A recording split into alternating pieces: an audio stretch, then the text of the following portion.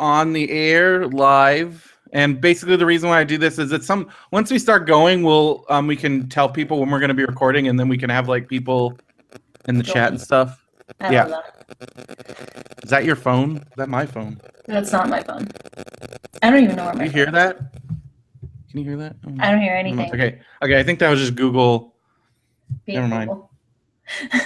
Sometimes Google Hangouts does weird stuff. Not nearly as much as Skype as in our. I don't miss Skype. In our experience, Skype, like if you have more than 2 people, like after like 35 minutes, just like really starts going bad.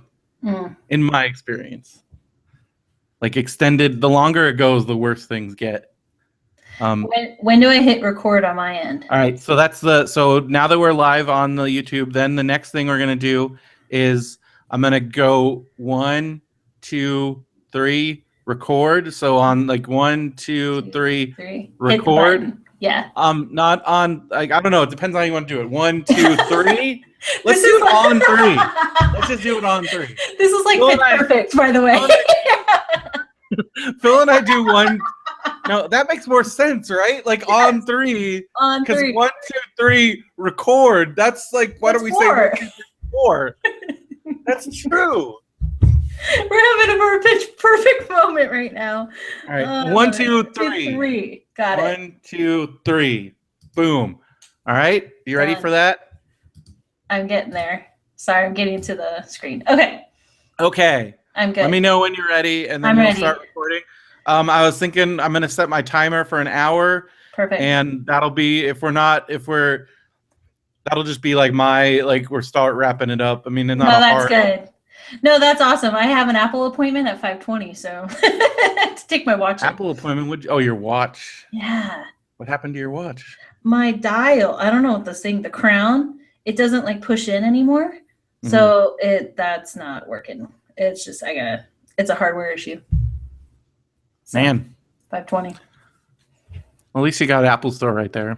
I know, right down the street. Closest Apple Store to me is like 45 minutes away. Oh, that. And I was like, I'm luckily, because at first I was worried that I was going to have to take the computers from school to the Apple Store, but then they're like, oh no, we do our Apple Care stuff in-house. Yeah. So I take it to the district, but I was like, am I going to drive all the way to Rancho Cucamonga? No. Such a weird name for a town. My uncle lives there. Anytime, the only place I know in Rancho Cucamonga is like literally my uncle's house. There's a Farrell's in Rancho Cucamonga. There's a lot of good restaurants. We got Farrell's down in Mission Viejo. I'm so excited. I love that. Really? place. Are they like making a comeback? I think so, because there's one other one too that popped up. Like there used to be like none. I feel like they were all gone. There weren't. Yeah, they weren't. Maybe they're making a comeback. That's awesome. Everybody, us fatties, got to have our ice cream. Got that pig trough. We'll do it. We'll do an episode with ice cream. All right. So, okay, start the timer. And you ready? Yep. 1, 2, 3. Okay. And now I'm just going to introduce the show. I'll start the show, and I'll say I'm Brendan Creecy, and I have a new co-host, and you can introduce yourself. Oh, great. Okay. Sounds good. You ready? Yes. All right. Hold on. Hello and welcome to a brand new episode. That's right. You heard it correctly. Brand new episode of MBWS. This is a special edition, a new edition. This is we're going to call this Mr. Brendo's Wrestling Show with my new co-host.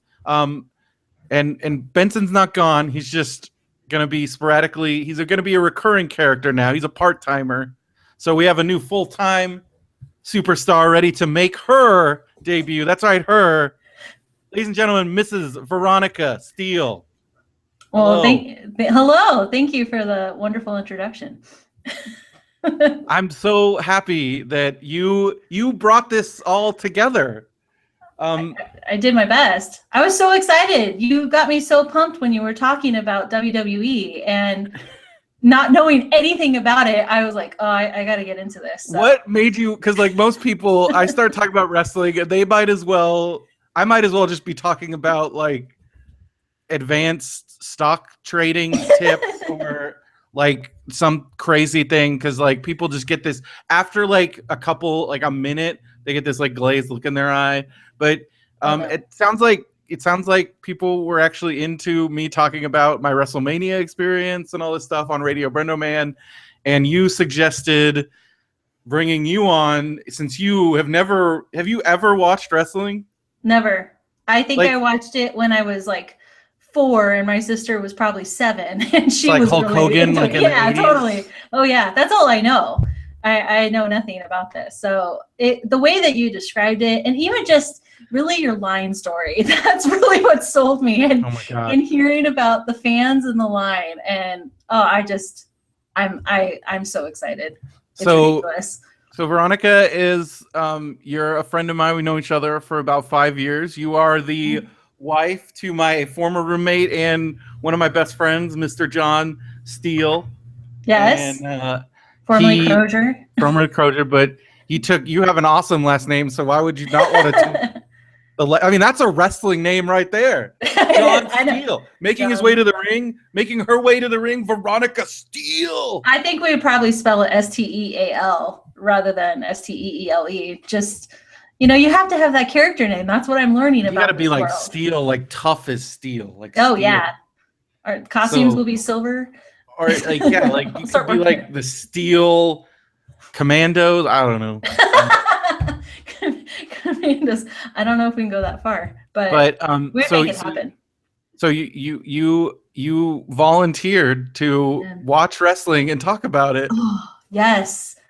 And you did. Oh, you did it. I didn't know what to expect. I'm like, okay, she's gonna watch like 2 minutes of Raw and be like, what the hell is this? No. I'm turning this off right now. No, I'm totally into it. And so I'm getting ready in the morning to go to work, and I play it while I'm getting ready, doing makeup and everything. And John's in the other bathroom, and he'll come over and he's like, what are you listening to? And I'm like, oh, this is so amazing. You won't believe what this Irish guy did, this other guy. And I don't know anybody's names, but I'm in it. I'm in it to win it. So you had me make a document of like popular wrestlers. I didn't put all of them because, to be honest, I forgot about Sheamus because Sheamus sucks. Yeah. Oh, yes. And I don't know. He doesn't. I don't know. I don't know what to say. What are your thoughts? I want to hear your thoughts, like completely on some of the wrestlers. So, like, what was the first wrestler that really stood out to you? Well, you just watched this last week's Raw, Monday Raw, the Raw after Extreme Rules, which was a big one. We're now setting up to the next pay-per-view, Money in the Bank. Seth Rollins is back after a very long injury, and he gave an incredible promo to start off the show. So like I knew right away this was a good one for you to watch because stuff was happening. Not all Raws are like that. Like sometimes they're a bit of a slog, or you can't tell what direction they're pushing things in, or they're just random matches, whereas this had a clear direction. Yeah, I really liked it because it's getting ready for Money in the Bank, which is a very big, fun pay-per-view. Which I'm very excited. At my house. We're doing it. I think we might have to go. I might come out to watch Money in the Bank on your giant TV. Yeah, heck yeah, we're inviting everyone. Everyone's invited. Yeah, because Money in the Bank is always fun. It's I don't know. Have you watched any like clips or anything from Money in the Bank matches? No, I want to say like 2 years ago, I went to a Money in the Bank viewing party at a friend's house. That's where I first saw John. Oh, here we go. Cena? Yeah. I nailed it. I've been calling him John Cena forever. He's like a legitimately famous person. He's in movies. Well, that pay-per-view is the first time I ever saw him, and my friend Deborah has like the biggest crush on him, and and we were like waiting for him to come over. Love for John Cena. Yeah, and so that's my only reference to him ever. So I stopped calling him John Cena. Yeah. The actual Money in the Bank match is one of the most dangerous matches in WWE. It's a 7. I think they have 7 guys now. Sometimes some years it was upwards of 10 or more, and it's a multi-person ladder match. Yeah, and ladder, that's like literal. Like, isn't there it's a real ladder? A ladder out. You have to climb a ladder to grab. So it's the first ladder match. So they've been doing ladder matches since like the 90s. where the first big one being Shawn Michaels versus Razor Ramon at WrestleMania 10. It's one of the most famous matches ever, where they set up a ladder. You have to set up a ladder. You have to go and grab the title belts. And so there's a lot of danger in these matches. People do get hurt. They do take time off of your career. Some of the wrestlers that are well known for ladder matches are no longer wrestling, such as the famous ones being Edge and Christian are both retired due to injuries they sustained, mostly while doing things like ladder matches. Wow. Because as you'll see, there are a lot of, they're called high spots, like crazy things where people do like jump off the ladder from the top of it, fall off the ladder onto the ropes. That's a pretty standard spot during a ladder match. Yeah. Going through tables, through other ladders. And speaking of Raw, this is what I kind of got the sense. I'm like, oh, these are like boys being boys. Like they never got out of like being three, which is awesome for us because it makes great TV. The biggest thing that I picked up on was, I don't know how I'm going to remember anyone's name because I feel like there's at least 4 men with long, black, curly, wet hair. And so the wet hair thing is a pretty common thing. People make fun of it a lot, but it is kind of, I mean, at least because they have stopped with the baby oil pretty much. Oh, gross. But the wet hair is still, you got to look good on camera. Well, the biggest offenders are the biggest offenders would be Seth Rollins and Roman Reigns, right? Oh, totally, yes. Roman Reigns is like soaking. And now Baron. I don't know if you saw Baron Corbin. I don't think so. He does it where I think he just dumps a bucket of water because his shirt's all wet when he comes out. I'm like, what are you guys doing? I know. Well, and I'm just thinking, maybe they're just like protecting their split ends. If it's wet, it doesn't get as damaged. Or I guess it's I don't know. But Seth Rollins, his entry was, and mind you, this is my first time, and I was so impressed. I'm going, all right, I get it. You're making your comeback, and then he kind of turns on the crowd a bit. Yeah. Awesome. It was great, right? It was awesome. I was totally captivated.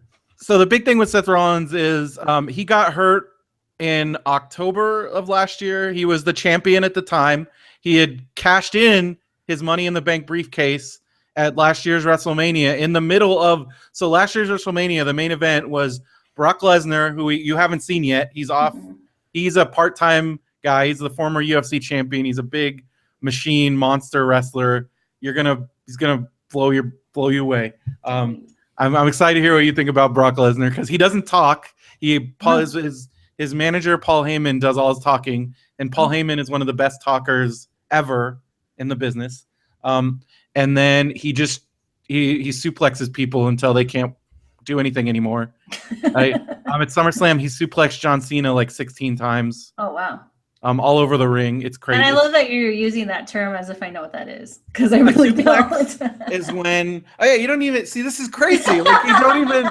No, this is so. There was an Irish like backbreaker. Irish move. curse backbreaker. It was honestly, as soon as the announcer said it, I was laughing because I was just imagining myself totally drunk at Hennessy's, going, "I'm gonna do the Irish backbreaker." Like I could totally see myself trying to pull it off.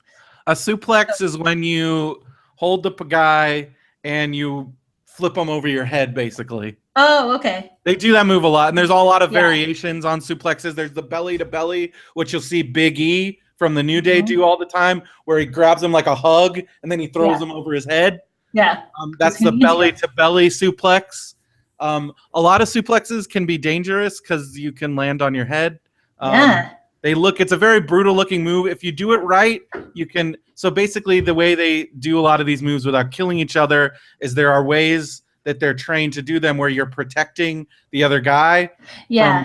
You can see the way it looks very painful. They all look. Right. Oh yeah. Some of them are painful. Other ones only look painful where they're protecting them.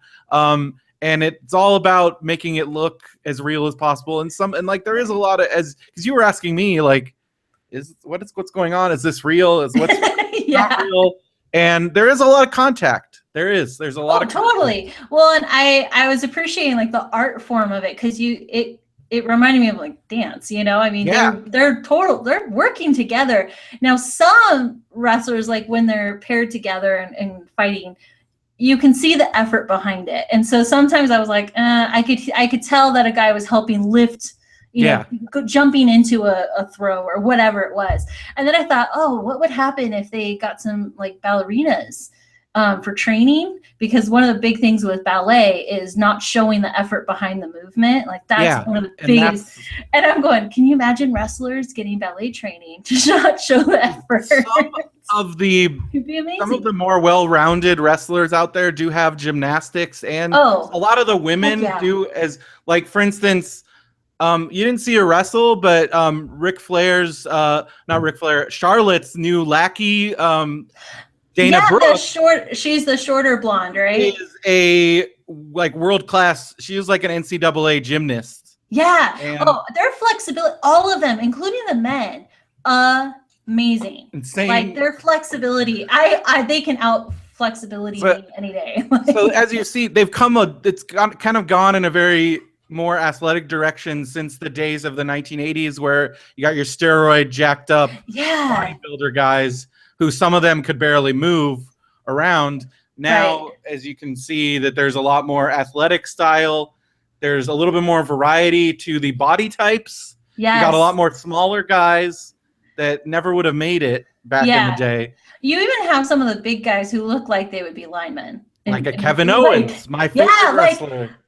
See, and I was looking at that going, okay, so if you can't cut it in football, like this is plan B. And well, a lot of football players think they can do that, and then they go in and then they crash and burn because they either don't want to put in the work or they think they're owed something. There's a weird, like, this is an art for sure. But then some of these guys, then they do work hard. Like Baron Corbin was a professional football player who, and then he I think he got hurt or retired or just he couldn't get. There was rumors. I read things about him getting in fights with people at training camps.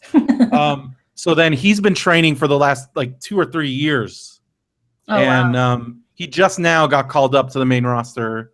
But he's a big guy. The sad thing about Baron Corbin is he's older, and he lost like a bunch of weight like since his football days. Like he lost like over 100 pounds. Wow. And if you look at his belly, it's like he's still got like the loose skin. Yes. Oh, bummer. And I know you could tell like he works out really hard, but some of that you can't ever like that. you can't work that off. Yeah. So, like, I don't know. Maybe children can tell you that there's no amount of core workout that will get rid of that extra skin. So what other wrestlers like really stood out to you?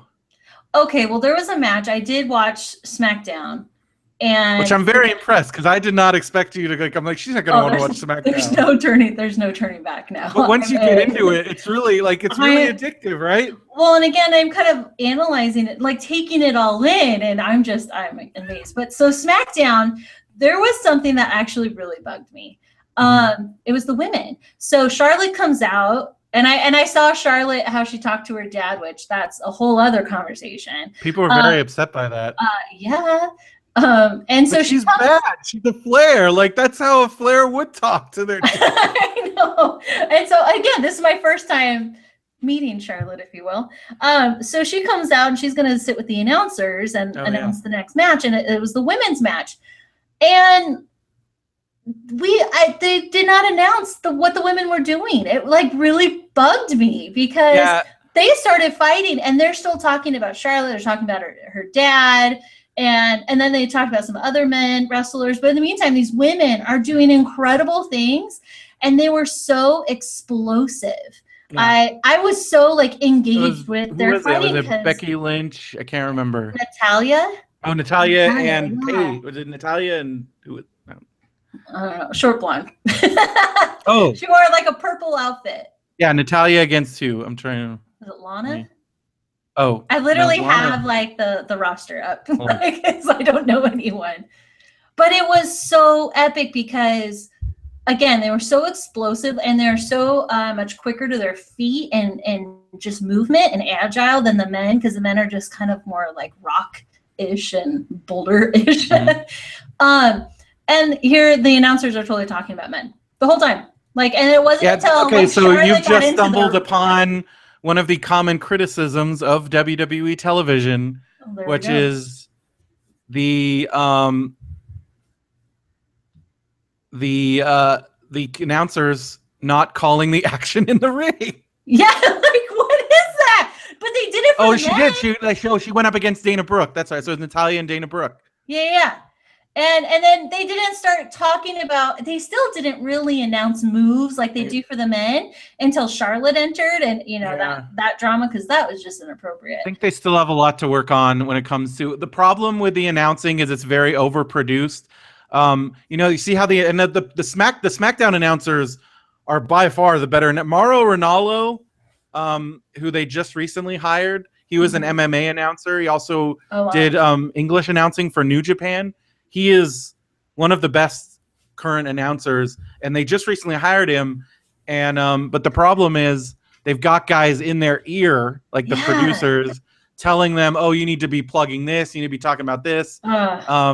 And there is a lot of criticism compared to back in the day with good old Jim Ross and Jerry the King Lawler. Going back before that, Gorilla Monsoon, Bobby Heenan. The announcing isn't what it used to be in the WWE, sadly. Well, and again, I'm used to it. I do watch some sports. Of the internet. If you go on the internet, they yell about it all the time. Yeah. Oh, well, it's my second WWE anything that I've watched, and the fact I picked that up, like, it was so noticeable. It was really annoying. Especially during the women's matches. I feel like there's only one. There is only one, and that's always that. I feel like that's changing. So I hope. And I feel like we were headed in a good direction, because if you had come in like a few years ago, I would have been like, women's wrestling is and WWE is not anything. Like, I mean, you had a few, you had the divas, and they're basically all these models turned wrestlers. Oh gosh. That's how a lot of them got started, is they were models, and they turned because they were told, "Oh, you can eat for this job," so they all signed up. And now because of in mainstream athletics, women are taking more prominent roles. You have especially with the rise of Ronda Rousey in UFC. Yeah. Like, women have become more, and also sports organizations are realizing, oh, hey, we're neglecting half of the population. Maybe we can bring in more people if we appeal more to women, and not just because you'd have these short 5-minute matches, and a lot of it was TNA. Not gonna lie. I mean, it was even worse in the 90s, where it was like bra and panties matches, and oh gosh. Oh yeah, it was bad. It was. You might as well just throw mud in the ring and. Well, they had that too. Bachelor party. they had mud wrestling. So women's wrestling in the WWE has come a long way. Most of that's due to the work of. I don't know if you've become familiar at all with. I mean, you've heard it mentioned on the programming, NXT. Yes. It's basically the minor league systems of the WWE, and they're based in Orlando. They have this performance center. That's where they train all the wrestlers now. So basically, if you're like an incoming, they have two different types of developmental people. You have WWE is still always trying to find that golden goose, where it's somebody that's never wrestled before that they can take from the very never wrestled, which for Roman Reigns, that was one of them. That was a Roman Reigns, where they can shape them exactly how they want them. But that leads to that doesn't always work out. Well, yeah, that's it. And it takes a lot of time and money. They try to recruit me. I mean, I feel like crying in a corner in a week. And then you have these guys that because since WCW, as I kind of explained to you in my little guide. Yes. Since the decline of WCW, we've seen the rise of indie wrestling, which is small, independently owned operations putting on wrestling shows around the country and around the world. And so there's this circuit, this indie circuit where these wrestlers, and that's where you have guys like Seth Rollins, Dean Ambrose, Cesaro, Kevin Owens, and that's kind of their, and they've been on there for, like those guys wrestled on there for years, and then they went up to NXT. So a lot of those guys, it's like they have to teach them how to wrestle WWE style. They have to kind of shape them. So it's kind of two different ways of bringing in new talent. Okay, so this brings up another question that I had, because we were talking about storylines and how each of them like have a storyline. So is this like a TV show? You know how there's like a storyboard and you know where your characters are and where you've left them? Like, do they have a story team? Well, they do have teams of writers, like professional, like like, I don't know how you would ever keep it straight if you did.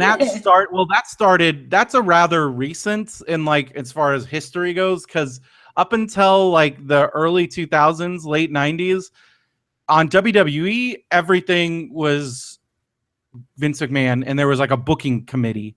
Oh wow! And then they actually hired professional writers, but I still don't.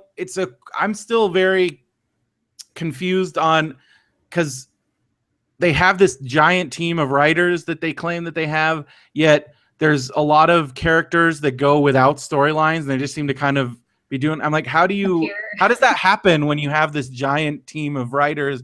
And how do you still have like these breakdowns in storylines where they'll just like forget about things or just not mention stuff ever again?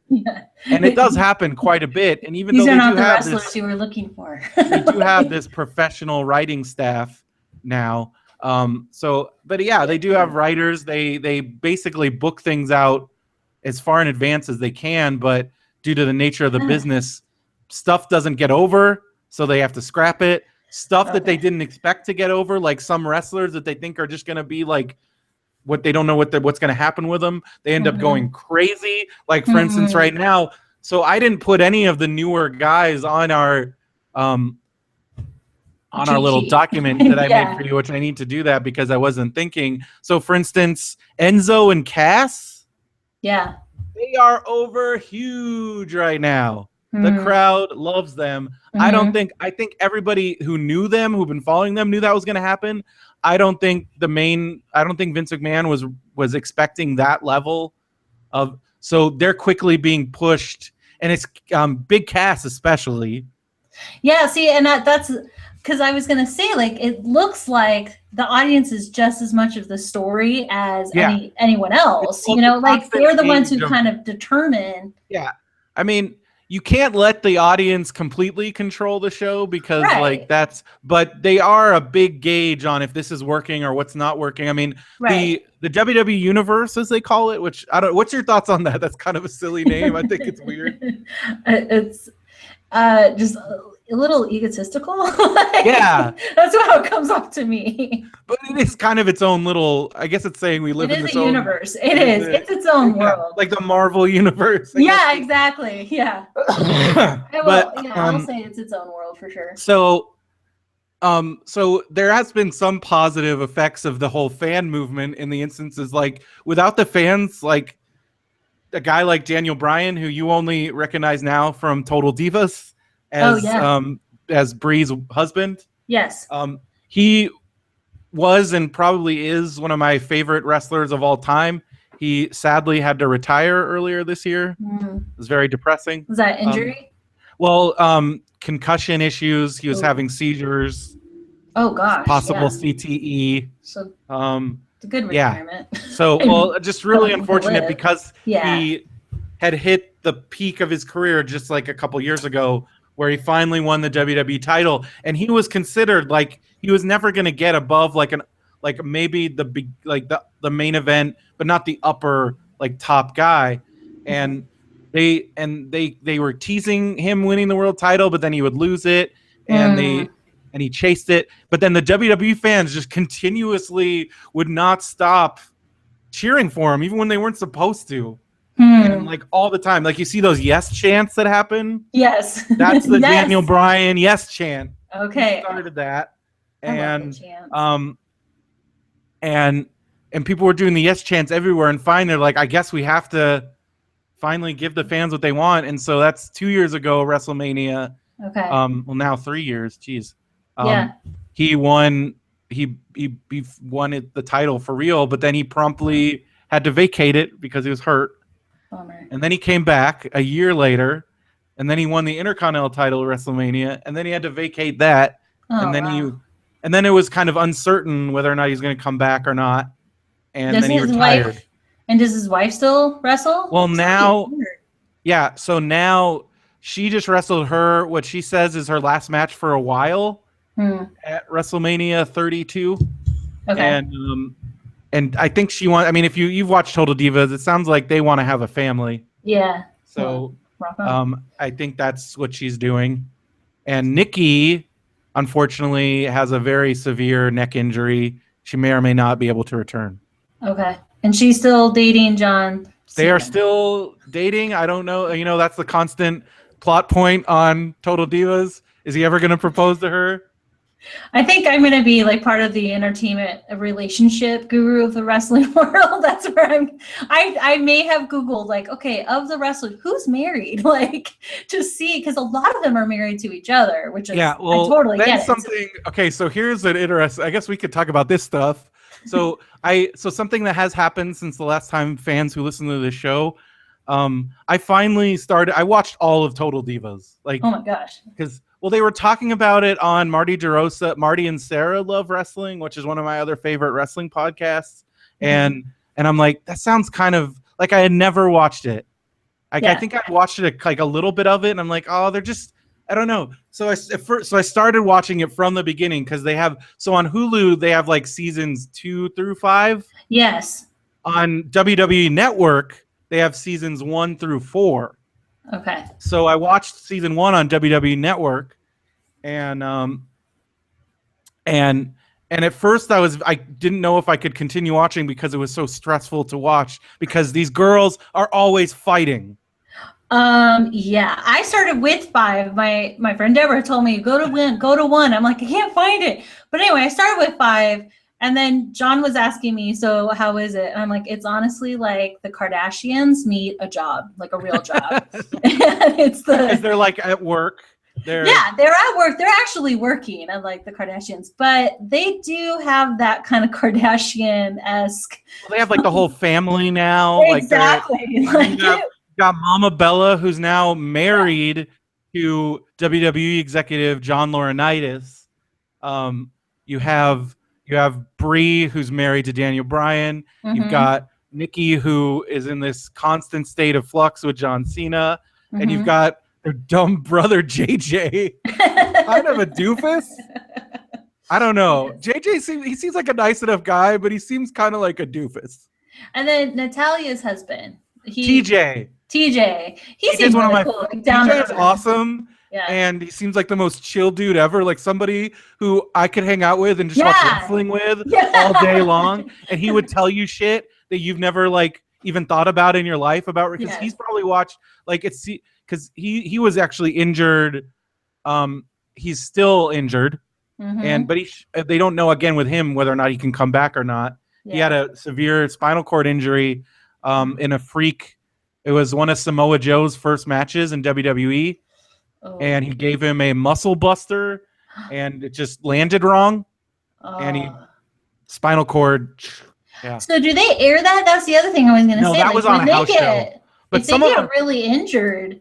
I don't know if they showed it on Raw, but so Enzo came back from his injury at Extreme Rules where he got a concussion in the ring, and they showed that like 10 times, and it's brutal to watch because first his head hits the mat, and then his head, and then he goes flying out of the ring, so he's dazed.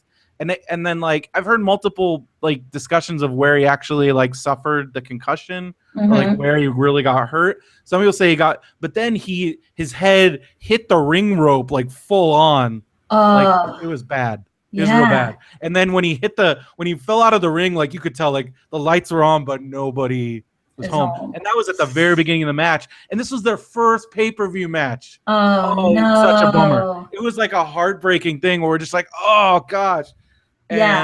But he's back, and but I was really proud of Cass while Enzo was gone. He like took the spotlight, and they're gonna be huge. They're gonna be huge. They can talk forever. Yeah. You can put them up against the Dudleys. You put them up against the New Day. I think they're saving them for. I think they're keeping them away from the New Day. I think that's going to take place somewhere down the road because that's a money. That's a money matchup.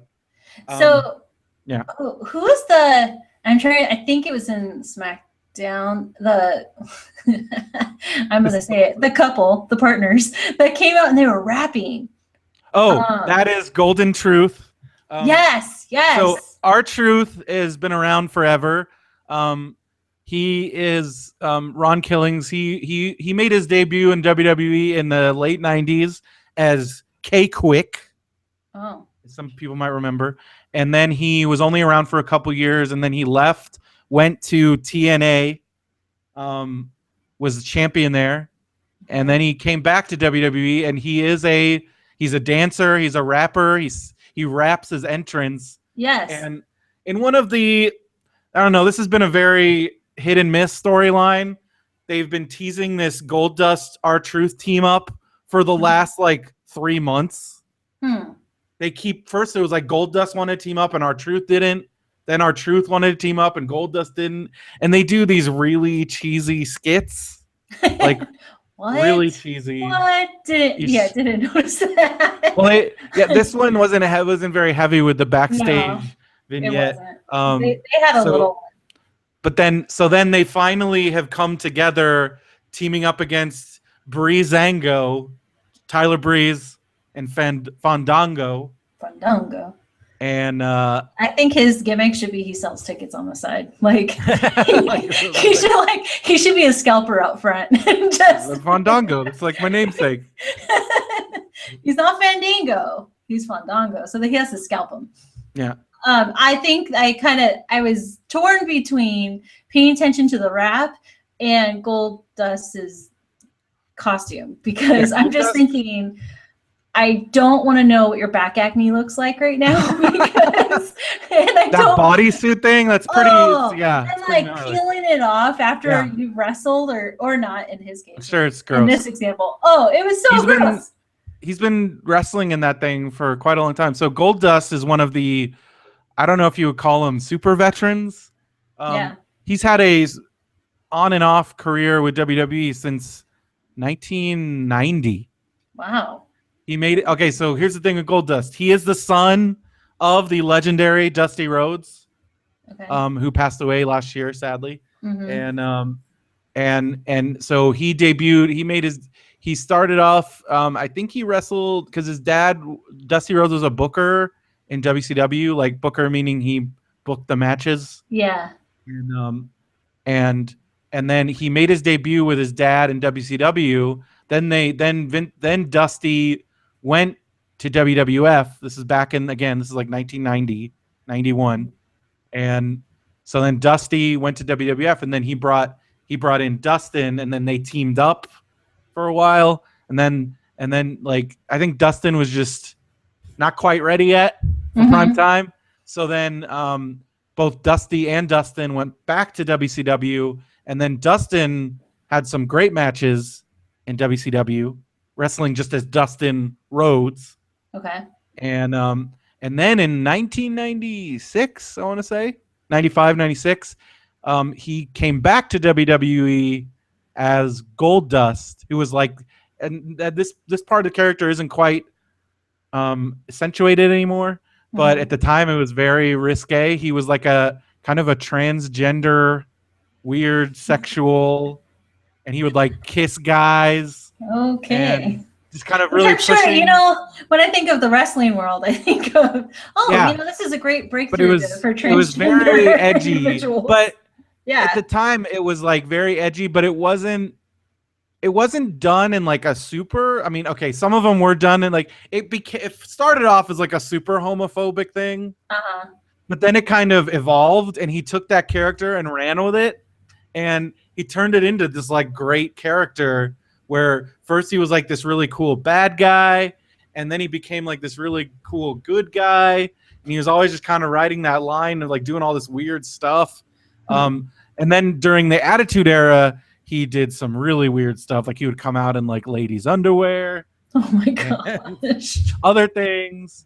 Yeah, a lot of crazy the latex bodysuit. I mean, but he's been wrestling consistently for over 20 years. It's very impressive. He has had his share of problems with drugs and alcohol, although he just recently posted a tweet saying he is 8 years sober. Nice. So good job, Dustin. Good job. And he's been looked at. Like you would not know like that he's been in. Like, he's wrestling at a level where he was just the same level that he was at when he was at his height. So it's pretty impressive to see him out there. I'm because I didn't get to see him wrestle. He didn't really wrestle on this one. But well, he is. I think his career is winding down. Okay. Especially now that in news. Cody Rhodes, who I don't think you got to see, Stardust, he just announced he quit the company.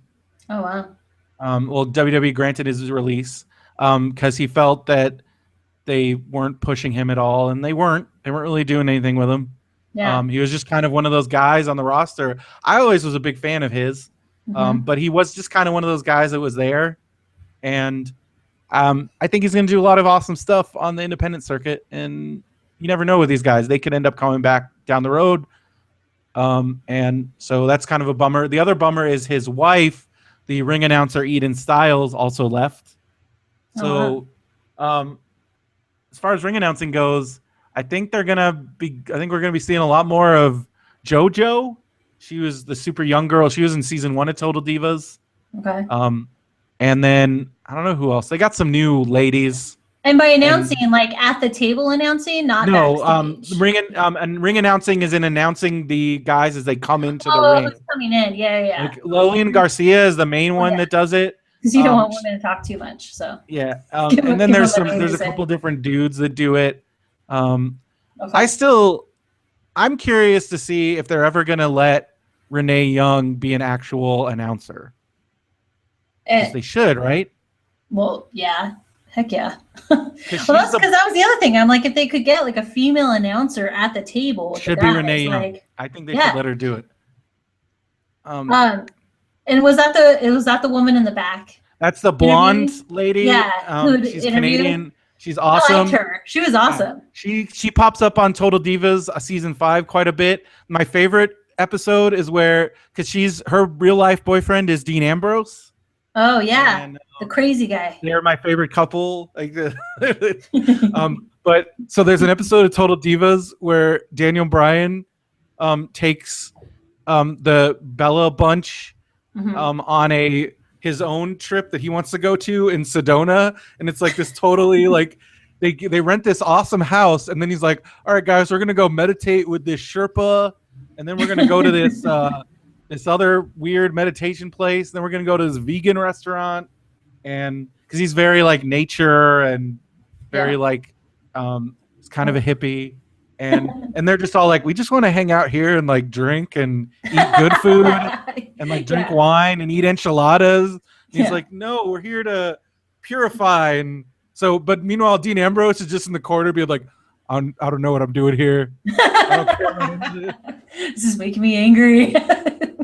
He just seems like such like a known, like he seems like a pretty cool dude, but he just seems like he's not having. If I would cannot wait meditation weekend, he's not on the list. Like, I think he'd really enjoy this.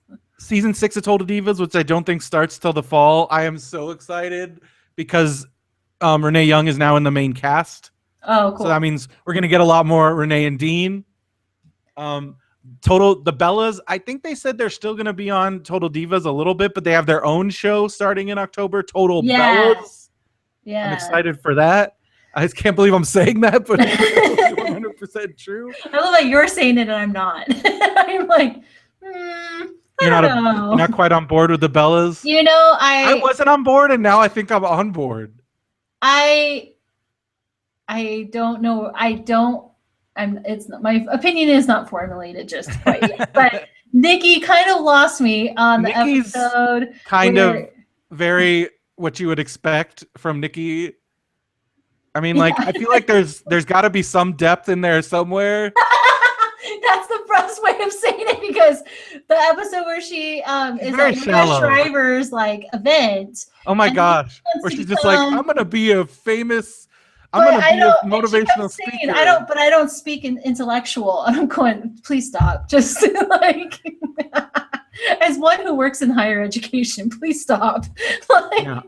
and she kept I just saying, couldn't believe that she was all of a sudden comparing herself to Maria Shriver. Shriver. And like, first of all, Maria Shriver is a trained journalist. She's Yes. also a politician. She's the wife of a foreign politician. She's a Kennedy. Yes. Like, it's not like she just woke up one day and was like, "Oh, I think I'm just going to empower but women." fellows, like everything they do, except for wrestling, like all their other things are just like they wake up one day and they're like, And like, "We're gonna I'm gonna make do this." clothes. We're gonna open a fitness gym," and they're like, and then Yes. they don't have any idea how to do any of that. Yeah, I know exactly, and that's And where they're I like, was like, oh, "Okay." But I we're don't know. beautiful. But it's like, but it's one of those things where I'm like, you guys are pretty. I think you're gonna be okay. And then Yeah, that makes me well, mad. yeah. Yes, yes. And then I'm like, Makes you but mad. then I'm I'm like- a woman. I have to work with that. but like, I think like Bree seems pretty chill. Yeah, she seemed more grounded. And Daniel than Bryan, I don't Nikki. think would put up with like I don't too think much. so. So he seems like Daniel Bryan seems like a cool, like down to earth guy. Yes. And whereas John Cena is like never around, so I don't think he Right. cares. Well, no, I was thinking about that too, because And also he's kind of that's her superficial. boyfriend. Well, Nikki has she's surrounded by John, and all of his success. And his And giant freaking mansion in his Maseratis and his like 8 cars. So Which I don't even know how he fits in that car, but yeah, like that Maserati, like 'cause he's a big dude. Yeah. I don't know. Maybe it's crawling like on his knees to like get into it. I don't know. Yeah. But I was impressed to find out that John Cena has some form of obsessive compulsive disorder. His house is like, it is a museum. Yeah, immaculate. It was And then, awesome. like, so there's this one episode, I think it was like season 2, maybe it's season 1, where like Bree just like makes dinner and he like loses his mind because he's like, wait, you're spilling water on the floor. Where are you gonna put this? What's happening here? Like, what are you doing to all my stuff? And it's like, whoa, we just saw the real John Cena. I do like that he has the world record for Make-A-Wish. Yeah, Granting the most wishes. That's he just so goes around, legit. makes wishes, does charity stuff all the time. But he also is like a crazy weightlifter, and he does all kinds of public appearances. He's on the road constantly. Yeah. When he's not wrestling, he's usually doing some kind of thing. Just crazy. He's a machine. Crazy schedule. But I mean, like, the thing is, like, you want to be mad at him, but he's been very upfront with Nikki. Like, I don't want to get married. I don't want to have kids. Well, and the thing so is, it's I have like a so much 5 respect for that because he like does a 5 travel. years. I know, he's very upfront. He's not lying. And I keep thinking to myself, if you're not going to marry a chick that looks like Nikki, then there's no hope for any of us. Like, no one's going to change his mind. But I think I have so much respect for him because he is traveling. And she has gotten him to admit that he would marry her. Yeah, that's true. And the no kids thing, I get it. Like, I totally get it. It's your lifestyle. You're comfortable. Well, yeah. And as long as you're upfront about it, you really can't get that angry. He's been very upfront, but I feel like she's like on the long game. Like, she's gonna wear him down. My whole thing is like, look, like, okay, get married and then wait, like, so have a kid in like 10 years. I don't know. But easier said for men than it is for women. I was excited to see that John is the same age Freezer as my eggs, John. which I think she did Nikki, freeze her egg. Oh, I wouldn't be surprised. I wouldn't, because if you have that option, go for it, I guess. She's very proud of her chest. I love that they talk about that like the girls, and I'm just thinking, you pay around 10,000 plus for implants, and then you're gonna wrestle and risk popping them like that. Which Ava Marie did do. Oh, that, and I used to work for a plastic surgeon, so it is not pleasant when that happens at all. Plus, you have random chemicals now in your body, but. Well, that was the whole thing, was she had silicone implants, and then there's like silicone, and that will like kill you. Yeah. And like Yeah. at first she was like, "Oh, I'm just gonna wait," and her husband was like, "No, you're gonna address this right now because you could die and you're being insane." Yes. And then like she was getting all, I don't know, Eva Marie. Like I wanted to like her. I wanted to give her a chance, and I thought watching Total Divas would give me a better idea into her life. She's a bad person. She's just a bad person. She's not a good person. Well, it's the whole breast and she's a terrible wrestler. I don't even think I got to see her wrestle. Yeah, no, Paige. Well, I mean, she's gotten a lot better, but she's still not very good. I've been liking Paige on the show. Paige is great. You still haven't seen my favorite women's wrestler is perplexingly, well, I think she just got back from an injury. She had a couple unfortunate injuries. I hope that doesn't affect things. But Sasha Banks is I haven't seen her legit. She's the boss. And I'm hoping that she'll come back and just I think they're going to set up her and Charlotte at SummerSlam for the title. Okay. And that'll be off to the races with Sasha Banks because she's money. She's money all day long. Awesome. So what are your other... Charlotte is not loved. I mean, no, she does a good job at being hated. Yeah, seriously. She owns it.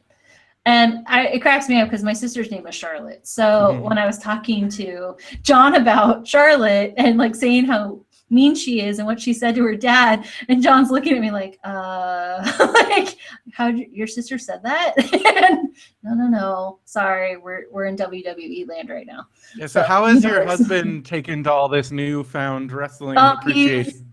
He's loving it. He like keeps bragging to people like that I'm watching WWE now, and that I'm totally into it. And everything that I learn, I like repeat it 10 times to him so I remember it. And I'm teaching him new things. And no, he doesn't watch it with me. But again, I watch it when I'm getting ready and stuff. And I may be watching it when I'm driving to and from work. How does that work? Because I have a phone holder in my car, and so I just turn it sideways because I'm like listening to it and getting it down and stuff. But I last Thursday, like my boss was out, and it was up on one of my screens, one of my monitors, while I'm doing like just mundane work on the other screen. And my coworker walks in, she's like, "What are you listening to?" And I'm like, "Nope, I'm in the middle of a fight, can't talk." Like, I'm not kidding. I'm all in. This is so much fun.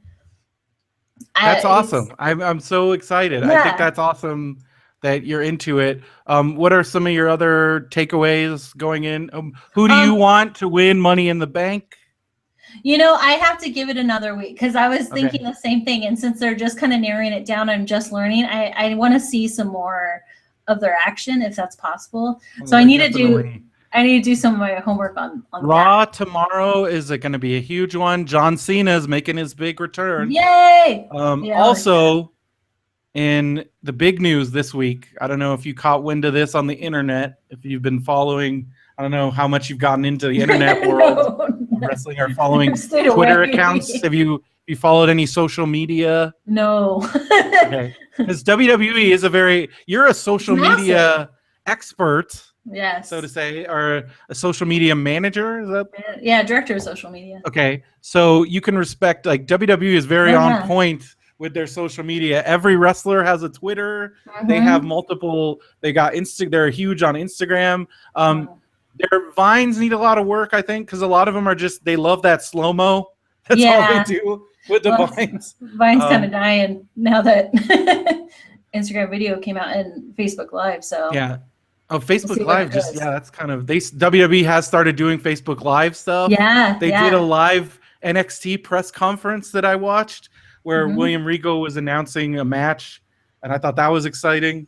So they're big on social media, so I figured you could respect that. Oh yeah, they're big on they advertise a huge amount of, I think their social media reach is like in the tens of millions of people. Oh, sure. Or hundreds, I don't know. Their YouTube channel is huge. Well, I again work in marketing, so I totally picked up on it. But I love that they have a hashtag in the corner all the time, and it's a different one. And And if you look if you go on Twitter, like during Raw live, like nuts. it's like they have like multiple topics in the trending topics. Like they're very smart. Yeah. About what they do. Oh heck yeah, it's amazing. Well, the other thing I picked up while watching were, I'm gonna call them costumes, although some of them did not. I think it was Dean Ambrose wore like jeans and a belt. Yep. And I'm going, okay, are we talking like regular jeans or like West Side Story jeans where they're dance pants but they look like jeans? That's a good question. I think they're like specially made. They have to. I don't know, because John Cena wears. Not ripped. John Cena wears jorts. Okay. See. Well, and he was wearing. Dean Ambrose was wearing a belt, and I'm thinking that better be rubber, like, because yeah, sure, it's they practice or whatever, but still, like, that's physical contact. You were touching one another, and that could stab a person. It continues to bother me that Roman Reigns is allowed to wear basically what is a tactical vest to the ring and wrestle with it on. Like, that's because you know that vest that he wears, like yeah. Like that's like protective, and like it's got to be somewhat, I don't know, like that just seems kind of cheap. Like I don't like that. I think that's cheating. Yeah, I agree. Yeah, he's like preventing. It's like, and also like I don't know, are they afraid of like what's going on under there? Like, that's what I also want to know. He can't show it. He can't show the goods. A six pack? Oh, it's pulling in his gut. Maybe he has that extra skin as well, and that's here's the thing, though. He's obviously ripped. Yeah. Well, on his arms, but maybe he has that extra skin like the other guy. And this is his Baron Corbin's not afraid to flaunt that skin. I know. So here's a funny thing that I always think is funny is here's me talking about like Roman Reigns taking his shirt off, and but like it's weird to me how wrestling fans are always like, it's like this very like straight lace like macho thing, but I mean, come on, like you've watched this just for like a week. Yes. Like it's pretty homoerotic. It totally is. And it's also, the wrestling fans are predominantly dudes. Yeah. And it's weird seeing these dudes that are very like, especially I'll see like a wrestling fan be like, oh, that guy, he's so gay. Is this and then in the next thing, he'll be like, Roman Reigns needs to take his shirt off. And I'm like, why do you care that he wrestles? Yeah. Like, you're like, Mr. Why do you care? So I'm like, wrestling, like, I'm like, come on, like wrestling. Yeah, there were some moves there. I'm like, so that's like pretty much 69. Got it. I'm gonna put my face in your crotch. Yes. And, it totally was. And I'm thinking about training. Going. There's a lot of crotch and face action. Yes, there's tons, and in the booty. I mean, they're all up in each other's business. So I'm thinking. I think that's just something you get used to because, like you're rolling around, it gets sweaty. Like, what if, like, there's got to be horror stories of like wrestling some dude and he had like really bad swamp ass or something. Totally. Like they get on each other about it. Like with the girls, like, I don't know, you're a lady. Like, could you imagine wrestling if they were like on your period or anything like that? That's the other thing. You're just like, how does that work? Yeah, you have to have a conversation prior. You have to.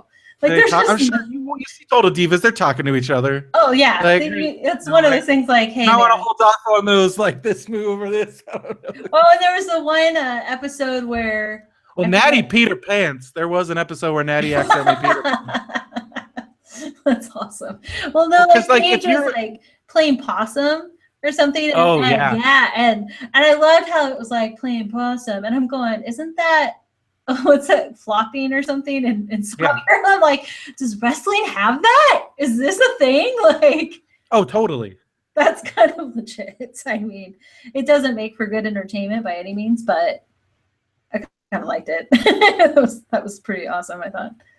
But all right, I just want to hear some of your other notes. You said you had notes, and I want to hear. And now I'm like totally trying to figure out where I put them. I have no idea where I wrote them. We talked about the referees. I'm taught, like, there are so many characters involved in one match. That's what I was so impressed by, because you have the wrestlers, but the audience is a character all in itself because of just their energy. What they give off totally inspires the wrestlers. Then you have the announcers, but the refs, they're totally into this as well. And I asked you, are they real? They're giving it the air of realism. Without the referee, that I think you lose quite a bit. I mean, that's like one of the things.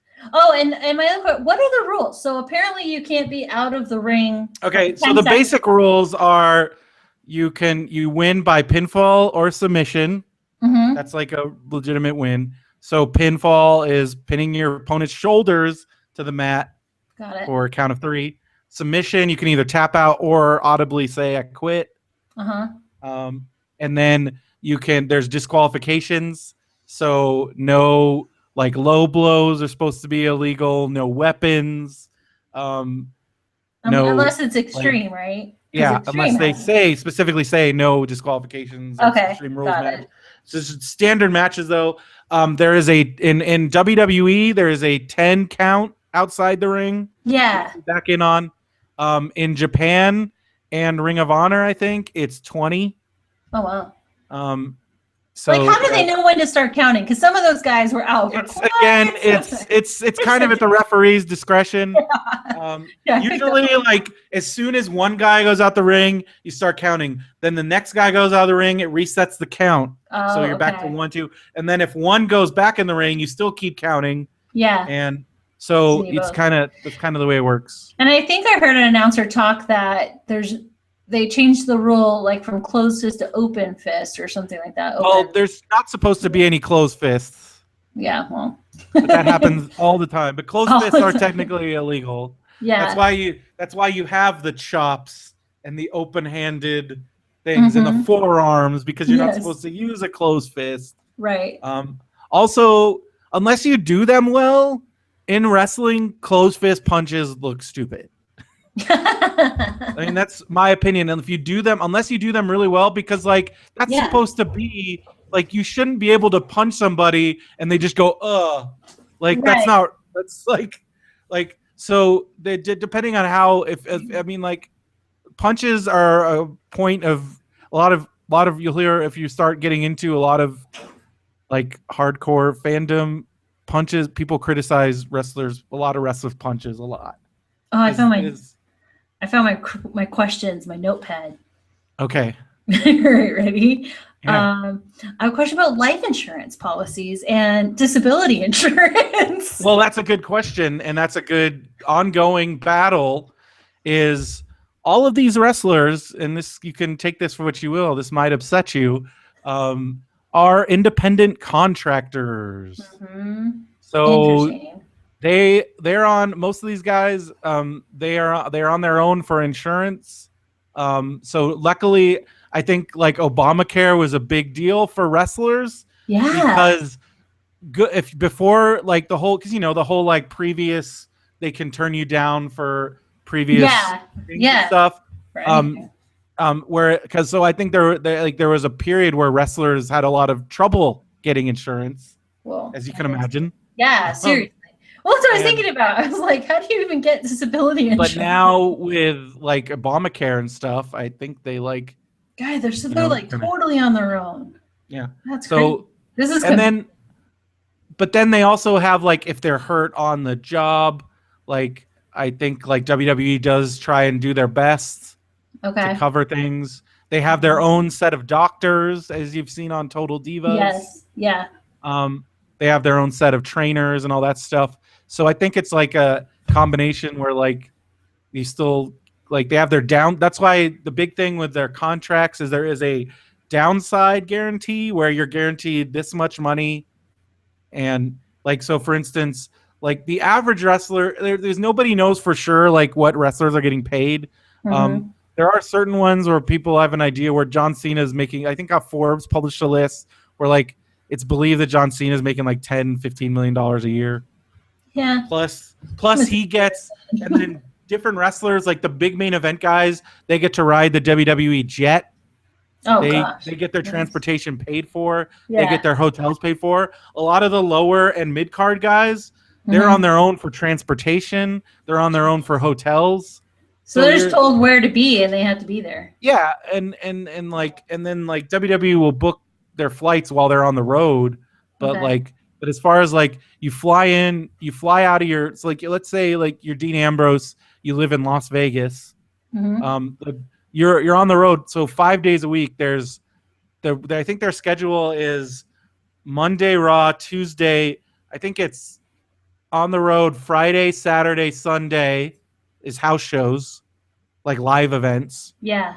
And then Monday is Raw, Tuesday SmackDown, and then they're Jeez. off Wednesday, Thursday. Okay. So let's say you're like so it's Thursday, it's my day off, but Friday I've got to be in. I'm Dean Ambrose. I live in Las Vegas. Friday I've got to be in Tupelo, Kansas, or whatever. Mhm. So you fly there, and then the way they plan the shows is then they drive the next place, Yeah. and then you fly back home. Guys, so even just like the setup crew, I mean, it's massive. Well, they go around on. They're driving on buses. Yeah, Right. constant, Mm. year round. It's Well, a I very hope they intense. get paid well because Well, that's man, another. lives, That's like, been a literally constant. lives are in their hands. That's So, been a constant thing. Is since WWE is owned by one I mean, it's a public company, but like Vince McMahon controls everything. yeah. He has been known to not pay people the Yeah, best. be fair. Oh, good. Lovely. And there's been a lot of attempts from wrestlers to unionize, such Uh-huh. as famously when Jesse Ventura tried to do that in the 80s and he was summarily fired or he left. Mhm. And then other people have attempted to, has never gotten traction. I think because they try to say that if you want to be like sports, every athletic league has a union. Right. And then they want to say that their TV shows, their TV show. Well, then why can't they join SAG? Yeah, exactly. Vince and won't have let managers. Vince won't. Well, some of them do have like business managers. Yeah, but not talent like agents. Well, like some of them do. Agent. Oh, some okay. of them have agents. See, right there. Then. But they can't. There's only so much that Vince. Like you can't negotiate very much with Vince. Yeah, pick a lane and drive it. Because basically, I mean, right now the biggest negotiating tactic is where else are you going to go? You're not going to make WWE money anywhere else. Right. Maybe in Japan, maybe. Yeah, but that's only, and they only take like, there's like 12 or 15 American wrestlers on any given New Japan tour, and it's not year round. It's not all the time. Yeah. And you're not, and you're very rarely does an American become a main event guy in Japan. Then you've got like your Ring of Honors and your TNAs, but you're not making anywhere near WWE. Right. So, well, that kind of brings me into my next question because they kept talking on Raw about this new era. What is this new era that they're talking about? So this is just their marketing thing for this. So they've had different eras in WWE. You had like the Attitude Era, the Ruthless Aggression Era. This new one, it was called like the Universe Era or the Social Media Era. I don't know what you want to call it. The PG. A lot of people on the internet call it the PG era because it's TV PG now. Got it. So now they're trying to move things into this new era where they brought up a bunch of new talent from NXT. They're trying to push new stars. They are more open to bringing in wrestlers, international and independent wrestlers. So their big move was signing, like I said to you in our notes, was they just recently signed AJ Styles. Yes. Who was he wrestled in the Indies since 2002, 2001. And he just now made it into WWE, and he's huge. He was a IWGP, which is New Japan. He was a main event star in Japan most recently. So they brought in him. They brought in the tag team, Doc Gallows and Carl Anderson. Luke Gallows, sorry. Those are those two big guys that he was with. Yeah. And Luke Gallows was basically a WWE jobber 7 or 8 years ago. Jobber? What's a jobber? Jobber, which means so this is fun. So a jobber is a wrestler who loses, like basically loses all the time. Back in the day, if you watched wrestling on TV, like when I was a kid, Hmm. it would be what's called jobber matches, where Hmm. it would be like your main event guy, like you'd have like your Dean Ambrose come out, and then it would be like Bob Sapp, well, Bob Sapp's actually a MMA guy, but like just Yeah. some random guy, like just some Brendo dude, Man? Mr. Brendo Man? some dude, and Yeah. it'd be like he would be wearing no like special thing. It would Anything. just be be like and then it would be like a one-sided like match where he just destroys this dude. Yeah. It's called a squash match Okay. against jobbers, and you wouldn't get a star versus a star match. In order to get that, you had to either go to a live event or buy the pay-per-view. So the Yeah. television show like Raw, before Raw, when it was just superstars, they were basically like commercials for the live events and to buy the Right. pay-per-views. To get it And going. once, but then Raw happened, and they were giving like then you were watching like stars versus stars, and that was the rise of WWE and WCW on cable. And that was the big Monday night ratings wars where Mhm. wrestling shows were getting insane ratings, like ratings that any show nowadays would be just kill for. But again, it's a different time. The TV universe is so segmented. Yeah. Like those ratings are never going to happen again. Right. WWE gets like a 3, like Raw gets like a 3 or sometimes a little higher rating, 2 or 3, and that's pretty good for today's television. Yeah, it's pretty impressive. Other wrestling shows like TNA, Lucha Underground, and Ring of Honor, when I think they're on some they're on like some direct TV channels and other channels because they're owned by this group called Sinclair Broadcasting. Oh, okay. So they're on some channels, not all channels. Lucha Underground is on El Rey Network. Do you guys get that? That's the Robert Rodriguez channel.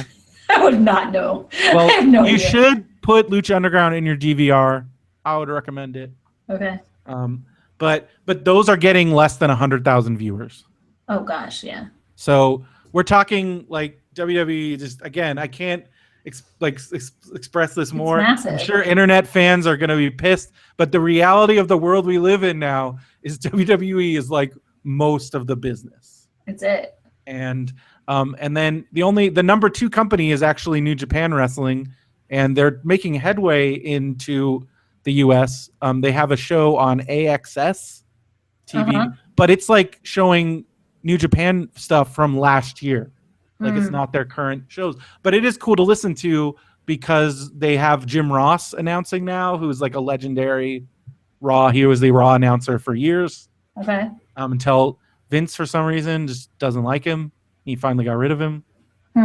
The constant point, but yes, he's on good terms with WWE. Like they still sell his barbecue sauce. And, when all else fails, you have your barbecue sauce. Yeah. So I feel like there should be a reality TV show about Vince. There's oh my god! Well, there's like stuff going on there. He's a fascinating character. The whole McMahon family, especially now, like, because so Shane came back just for recently after being gone forever, and it almost seems like there might be some kind of, again, like it seems like we're in the midst of some kind of power play going on where the children are kind of positioning themselves, trying to take control of the company. I don't know. Yeah. Because Vince isn't going to be around forever. He's 70 years old, but he is indestructible. He looks good. I mean, he does seem to be indestructible. So I don't know what's going to happen. But so this is kind of a crazy situation. And then even more crazy, I don't know if you've heard this, the big news is what I was talking about earlier. The big news that happened this week on the internet is WWE announced that they are doing a brand split. What? So they did this years ago. And so years ago when WWE bought WCW, they had this influx of wrestlers. So they didn't know what to do with them. So like, well, what if we split the shows where you go with Raw, mom, you go with dad. Well, Raw is one show and it's its own roster, and SmackDown is its own roster, and they have their own championships, and they're separate shows, and then they only cross over like every once in a while. Okay. And for a lot of years, it was successful, but then Vince kind of changed his mind and realized that like like the TV ratings were suffering because half the stars were on one show, half the stars were on another show. So he's like, well, both shows are suffering ratings wise because of this. And much to the chagrin of some people and to the celebration of others, after I think the Blanchard stopped in like 2011, 2012. Okay. But now they're bringing it back because they're starting in July. SmackDown on Tuesdays is going to be a live show. Oh, wow. Okay. Still going to be 2 hours, but it's going to be live. It's no longer going to be taped because it's taped on Tuesdays, airs on Fridays now, but it's going to be changed to Tuesdays live. And they're going to split. So it's right now, it's a lot of stuff's up in the air. They haven't given a lot of information. There's going to be a draft. Wow. So they're going to draft like I want them to air that. Yeah. That's definitely, well, they used to do, that was the big deal every year after WrestleMania. They have the big draft. Oh, cool. And so they're going to do that. That'll be a big deal. The questions in the air right now are what's going to happen with the women, because I don't think there's enough women to spread out along 2 rosters. They just made the WWE Women's Championship. They finally got rid of the Divas title. Yeah. And I don't think they should ever bring that back. I agree. I remember you saying that. Yeah. And so I hope maybe they'll keep the women on one of the shows. I don't know. But then that means if you go to a SmackDown show and you won't get to see any women's wrestlers, then I don't know. So I don't know how they're going to work that out. That's one of the things they got to work out. They got to work out, are they going to bring back are they going to make 2 world championships, which they have had in the past? They had the WWE title, and then they had the World Heavyweight title, which was like it was the old gold belt from WCW. Nice. And it's a pretty cool belt. And then are they going to have 2 separate tag titles? Or are they going to have the tag champions go back and forth?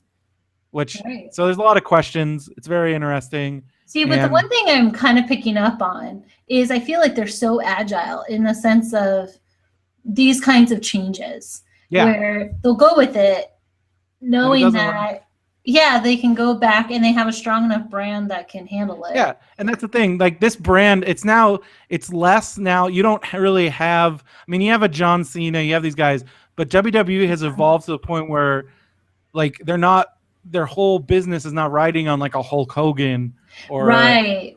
Where the brand is what like WrestleMania sells out like it sells crazy amounts of tickets before they even announce the card.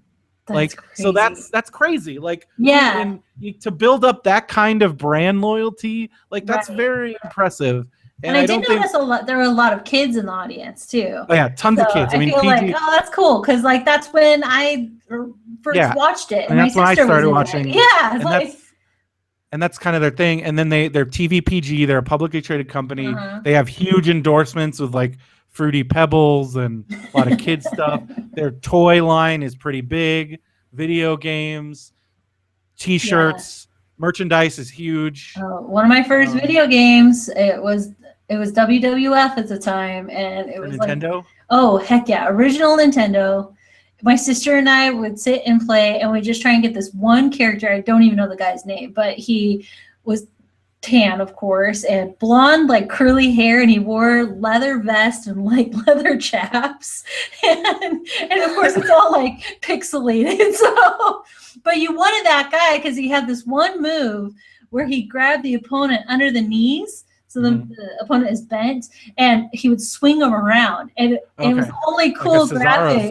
Yeah, it was the only cool graphic on Nintendo. It would go up close in like widescreen shot, and it would just be like boom, boom, boom, ka-ching, and then let go of the opponent, and the opponent would land outside the ring. It almost sounds like Tecmo World Wrestling. It was awesome, and I mean, because I was younger, I could never get to that guy fast enough, so it was always my sister. And so I'm the guy outside the ring, like, hey, trying to get up, and like, so I wouldn't get timed out.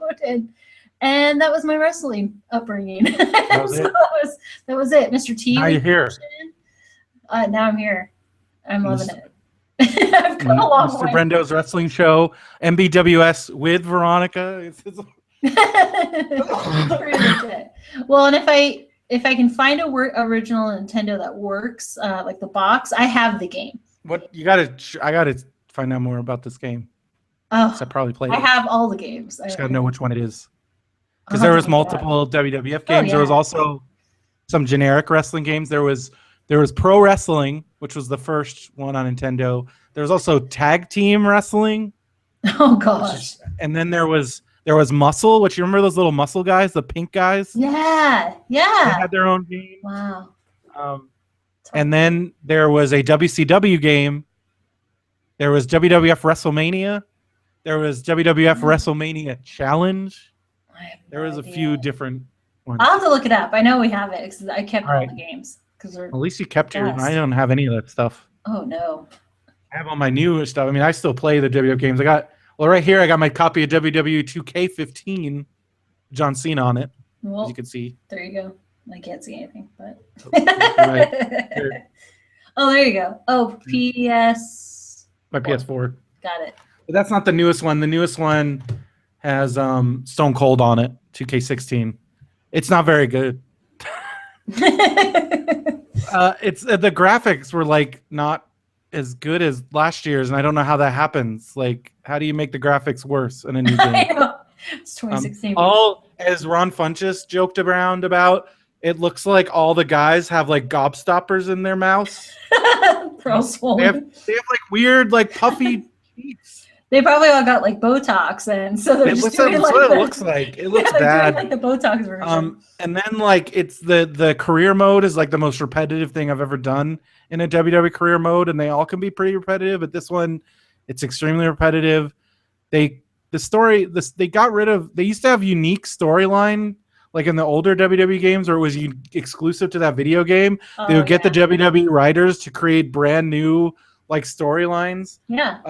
Now it's like this kind of nostalgia thing where they're like replay Stone Cold's greatest moments and replay the greatest WrestleMania moments. I mean, they're fun, but once you do it, like, all right, I'm done. That's it. Yeah, exactly. You don't need to keep replaying it. Whereas I remember playing like the WWE 2K like 2008, like or 2009 storyline. Like I played it for years because it was like, oh, now I'm doing like it's all this stuff that never like crazy things that would never happen on WWE TV. Yeah. So I had to give up Nintendo game, well, just games in general after Game Boy, like the original Game Boy. Once the controller started getting like multiple buttons, like the 4, and then you had the 2 at the top, and I'm like, I can't. I'm not that. So for your Nintendo controller, the new wrestling games would probably be insanely complicated. Oh, totally. I mean, to be fair, my sister and I didn't even know how we made that one guy do that trick. Like we just pressed all the buttons because there was only 2. And so you just press everything and see what happens. So cool. Yeah. So this brand split is going to be really interesting to see what happens. I'm guessing that like Stephanie is on Raw, Shane's on SmackDown, because I think they're going to make SmackDown like the I think they're going to make one of them like the more like smart show, like more like wrestling focused. Like I bet you AJ Styles goes to SmackDown. Like more technical, you mean? Yeah, like maybe or like so I could see where like Roman Reigns stays on Raw. He's like the champion there. He feuds with like Rollins maybe, and then like Cena goes to SmackDown and like I don't know. And I'm excited to see like a bunch of these. Like we still I mean, like that Roman Cena match, we haven't seen that yet, and I think that's going to be big. I mean, again, I'm sure the internet is going to explode at that because they hate Roman and they hate John Cena, and because they think I don't know, I don't get it sometimes why they hate what they hate. Well, just that they're too popular and Vince just shoved them down our throats, and which he has, but that's his job. Like that's I don't know. I mean, I'm not going to say that everything's great. There could be things that could be better. Like again, like what you were talking about with the women's matches, and then with I'm curious where now that John Cena's back, now that Seth Rollins is coming back, now that you haven't even seen the Wyatt family, they're like I hope they're like this weird like as Benson calls the hillbilly ghost cult. Yes. They're like, did you ever see the Devil's Rejects? No. Well, they they wear like weird sheep masks and they're like creepy and weird and but they've never really made them into the monsters that they could have made them in. Like they should be just destroying people and like just like but they lose all the time. Like they lose all the time. And I'm like, they're not very scary if you know they're just gonna lose all the time. Like Bray Wyatt will come and give these like crazy promos. He's like, that's the one we're talking about. Like, I am the eater of worlds and I've come to destroy your soul. And like and then he'll just like lose. And it's like, okay. Yeah, you eat that role. And then and then he'll come back like a month later. I am Bray Wyatt, the destroyer of worlds. And then he'll lose. And do you think they do that intentionally to build it up and like? And you would think that, but this has gone on for like a couple years. Where again, I feel like they could build him into like this true, like because they need like these big monster heels to really get like if you want to get Roman over as like a baby face, which I still think Roman should turn bad, or at least now he's kind of this tweener where he's like he's got his catchphrase like I'm not a good guy, I'm not a bad guy, I'm the guy. Kind of stupid. That was pretty bad. Yeah, I know. Roman does that line work on women? Because I don't think so. Roman still has a lot of work to do on the mic, but I think he's had really good matches. I don't hate him as much as the internet tends to. Yeah. And then Cena works harder than anybody, and people hate him just because he wins all the time. But somebody's got to win. I know, right? They don't want Cena to win all the time, but they're like, but then they'll have like their guy, so like AJ Styles or like like a Dolph Ziggler, like people are really behind him, Cesaro, and then Kevin Owens are like, and then they'll get mad when they don't win all the time. I'm like, so what you're saying is it's not that John Cena wins all the time, it's your guy doesn't win all the time.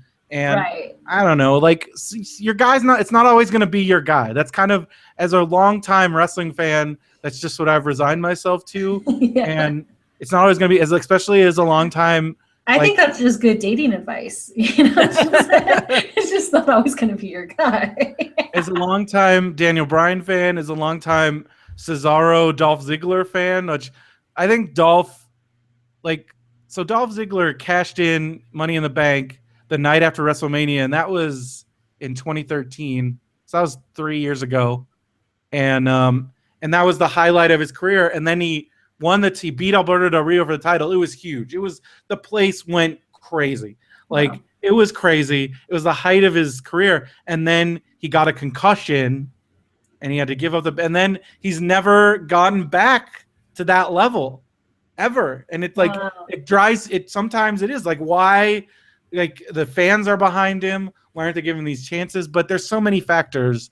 Yeah. And so I'm hoping with this brand split, they will give more people more opportunities because now you're going to have split rosters. So I'm expecting they're going to bring up a bunch of people. So I'm assuming that Finn Balor, who was the NXT champion, now it's Samoa Joe. He's awesome. He'll be coming up soon. Sure, Samoa Joe himself, I wouldn't be surprised because they need a big bad heel. He's this big Samoan dude. Yeah. Samoa Joe, hence the name. Yeah. Shocker. He's Tongan. No. So Samoa Joe, and then you got Shinsuke, my favorite wrestler right now, Shinsuke Nakamura from New Japan, just made his debut in NXT. He was the guy in New Japan, and they brought him over here. Oh, cool. And so I could see once he gets used to things, because that's why they brought him in at NXT. Like a lot of people are like, why are they bringing him NXT? He could main event anything right now. And I'm like, first of all, if he wrestled the style at the intensity and the style he wrestled in New Japan, and on the WWE schedule where they're wrestling 5 days a week, like he would be dead in like 2 weeks. Yeah. And he probably would hurt other wrestlers. Yeah. You hear it, it's called strong style. It's very physical. It's a lot of contact. He uses his knees a lot. He knees guys in the face a lot. So he's got to get used to the WWE style, working on WWE television, which is it's a little different than New Japan television. and what they want out of, because it's a more, when you watch, like watching, I'll just talk about this for a minute. I watch New Japan Wrestling. But it's not something I can just tell people to watch, because especially if you've never watched wrestling before, because one, most of the shows are in Japanese, so that's something. But now I'm totally used to it, and I just play off their emotion, because they're announcers, while they're speaking Japanese, their emotion is still there, and you're just like, whoa, like this guy's, it's like, yeah, like it's like they're just like, Lariato, like they yell it out like so loud, like brain buster, and they just get really into it. Yeah. And so that's fun to watch, but it's the closest thing I could say to like wrestling as a sport. Like it's presented in a very like, this is a wrestling match. Like there are no like, there's no super like out of like there's not a whole lot of spectacle. There's not like, there's no like pyro. Like except for their one big show a year in the Tokyo Dome, they really don't do that stuff. And it's also presented in a much more sports-like manner, very physical, not as much, there's like no backstage promos, there's very few in-ring promos, and it's very very winners serious. And losers. The matches are very athletic, they're longer. The average New Japan match is like 20 minutes. Oh wow. Like and it's very physical. So it's something that I enjoy, but I can understand that it's not for everybody. Yeah. And they are trying to adapt. Some of the wrestlers are adapting more of a Western style of wrestling, more flamboyant. Like, like you have your some people, like for instance, you have your Tanahashi, Hiroshi Tanahashi, who's like, some people call him the John Cena of Japan because he doesn't lose. But he's also probably one of the best technical wrestlers ever. I mean, he makes some of these guys in Japan, like you think, like again, the WWE wrestlers, I'm not to knock them at all. Like they're on an amazing, like, but you watch some of these New Japan guys and it's like, they make it look effortless. Right. Like because these guys have been training since they were teenagers. And then when their whole system in Japan where they live in the dojo, they live and breathe it 24/7. Like it's a whole different thing. Yeah, totally. It is. WWE has kind of adopted that with the Performance Center. Like they're in there, they're working hard, they're training every day, and they kind of live, breathe wrestling. And so I think we're hitting this new peak of, like you said, these performers are at the top of their game. Yeah, it's gonna be interesting to see where it goes. So with these two separate brands, I think we're going to see a lot of new people. I think hopefully we'll finally get Bayley in the women's. You're going to love Bayley so much. She was a former NXT women's champion. She's like, I don't know how to explain it. She's like every girl's hero. And she's super positive. She has a shirt that says, I'm a hugger. When she comes down the ramp, you know those giant balloon things that float around outside used car lots? Yes. She has those things pop up, and she's awesome, and she's super talented, and she's going to sell 1 million T-shirts. Yeah, but does she speak intellectual? Because I don't know. If she can't speak intellectual, then I don't want anything to do with her. But she's great. The current NXT women's wrestling really kind of took fire in NXT. That's where Charlotte got started, Paige, Sasha Banks, Becky Lynch, all those guys. So and NXT is run by Triple H. Vince McMahon has like nothing. Okay. He kind of let Triple H like do his thing. That's kind of his test. This is where people are excited now for Triple H to kind of take more control, because he has turned NXT into this huge touring brand. It was initially just supposed to be like it was only going to be on the WWE network, and it was just going to be like again, developmental, but then it turned into this own huge thing because it's only an hour every week, and it's very concise. Everything has meaning to it. Every match is important.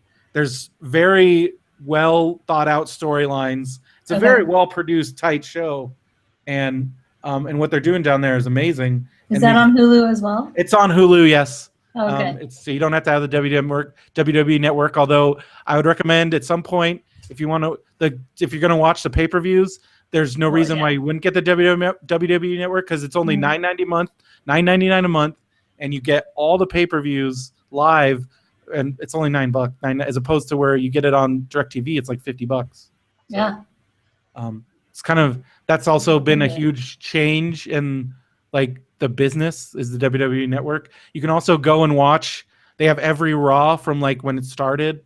You can watch all the old pay-per-views. They have WCW stuff, ECW, like everything. It's insane. You could watch wrestling like forever if you wanted to. And I do. I watch. It'll be like me and TJ, just sitting on the sofa. Yeah, exactly. And, TJ probably loves his WWE Network. It seems like, I don't know. I don't think that's a gimmick, that because whenever Natty comes home, he's just sitting there watching wrestling. Yeah, and like I'm pretty sure that's real. Like, and here she thinks he's all depressed. He's like, no, this is what I want to watch. Anyway, to each his own. Some people have the Property Brothers, others have exactly WWE. It's how it works. I'm glad that you've come to appreciate that, and I like that you're the voice of the like new fan, the casual, but hoping I don't know. I'll get there. I think that's fun. I think it's fun. Before we go, do you have any more? Like, I think a good like questions. Like, what are your big questions? I think we covered it. Yeah. I mean, I will have more from watching this week. I already can feel it. Like, I'm like determined this week. I really want to focus on the fan signs, because some of them were that's always a big deal. I mean, you pointed out the sign on SmackDown that Roman still uses MySpace. I love that. It's pretty great. Epic. I was like, or Friendster, if we want to go way back. I love some of your notes on here. John Cena, just big. Yeah. Seth Rollins, black, wet, curly hair. Yeah, which again summed up like 5 different people. Yeah. And then you were like Rusev, like, this guy's big. Oh, that guy's massive.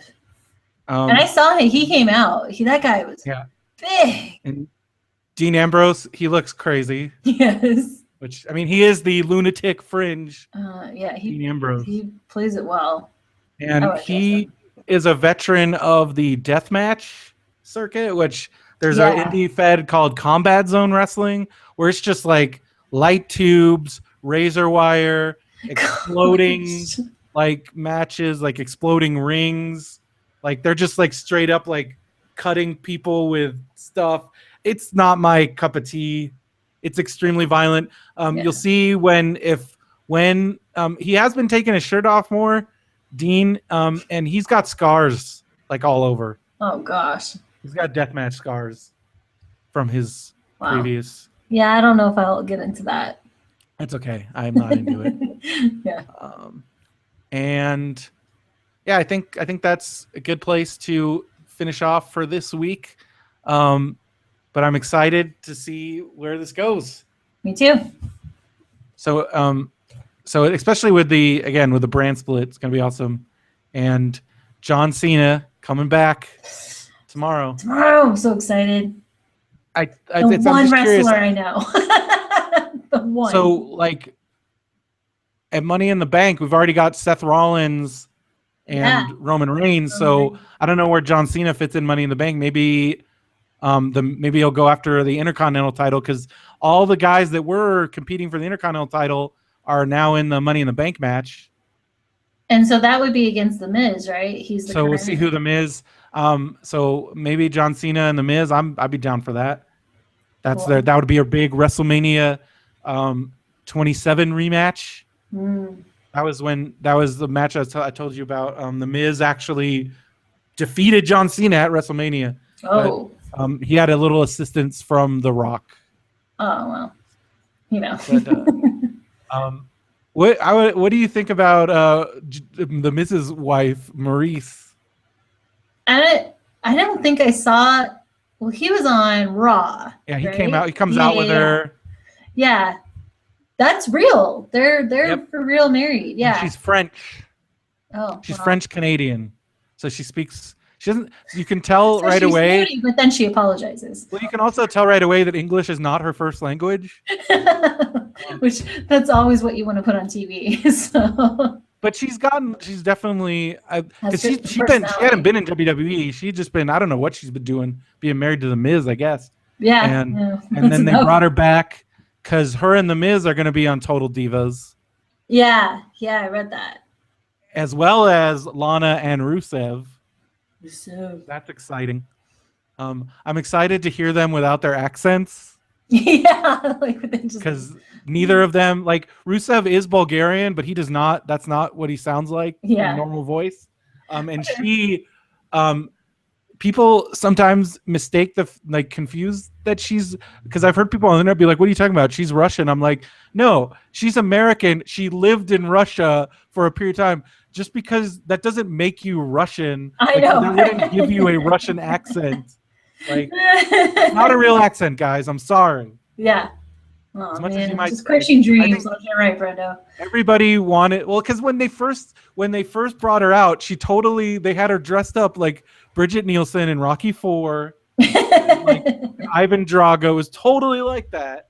Yeah. Like America. I like that Rusev has some hair on his chest. That's refreshing.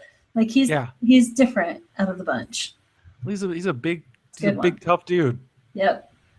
And I'm glad that he has the U.S. Championship. He's done good with that in the past. I want to see him come out on a tank again. I want to see big Rusev. He's always entertaining. I really like Rusev. That's cool.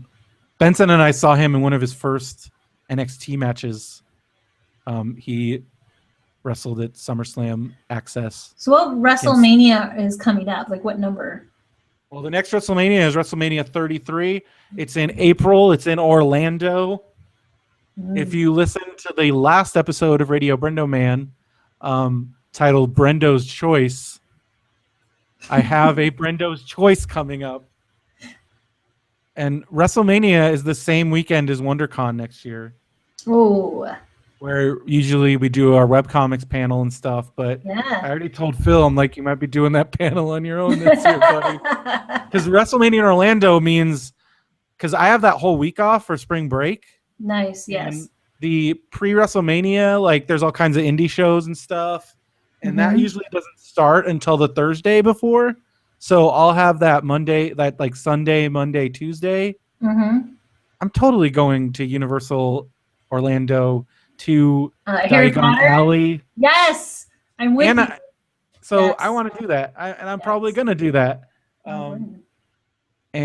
And also the hotels, because everything's like super competitive down there for like the resort, like the hotels are really not that, they're very affordable. Cool. And it's just, and hopefully I'll have some air miles. Yeah. By then. So I don't know. I'm planning on making that. I'm definitely, because WrestleMania has been like the most fun I've had all year. This was last year in Dallas. Was the third time I went. The line just sounded incredible. So the line outside. Oh my God. I can't wait. I sent an email to WWE, which they told us to do because I went and talked to them there, and they're like, "Oh yeah, just fill out our form online, and we'll get back to you." Have yet to got a response. Yeah, I'm sure. So I'm a little upset about you that. have to write to like your congressman because I missed the whole pre-show because of the stupid. Yeah, lame, and you pay for that. I mean, all of it. And if you watch the WrestleMania 32 pre-show, the AT&T Stadium is like 3/4 empty until like the last pre-show match. Yes, because there was, I don't know what the hell happened, but they like took forever to let people in. They like only had like 3 security lines open for like each section, and that's like 20,000 people in each section. So, and then like their Wi-Fi wasn't working, so the ticket scanners weren't working. I'm like, AT&T Stadium can't figure this shit out. Like, yeah. Oh, oh my God. Yeah, I'm listening to you sure about it, and I'm getting all like Verno rage. We're freaking out. Like, well, I would have gone nuts. Well, there was a bunch of like hardcore British fans who flew. Can you imagine? But righteous anger, because like they flew from England, spent thousands of dollars, and we were outside for like the first, like we're expecting you get it. Okay, like the Yeah. show, the pre-show starts at 4. No, the pre-show started at like, okay, never mind. The WrestleMania started at 4. Oh. Pre-show started at 2.